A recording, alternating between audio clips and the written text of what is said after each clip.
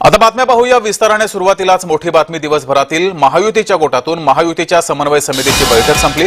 स्थानिक स्वराज्य संस्था निवडणुका जिंकण्यासाठी या बैठकीमध्ये रणनीती आखलेली आहे। महायुतीचे प्रमुख नेते या बैठकीला उपस्थित होते।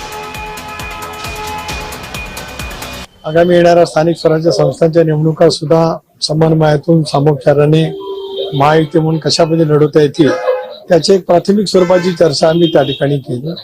ही करत असतानाच महामंडळांचं किंवा शासकीय समित्यांचं वाटप या संदर्भामध्ये सुद्धा काही धोरणात्मक निर्णय पूर्वी घेतलेले होते।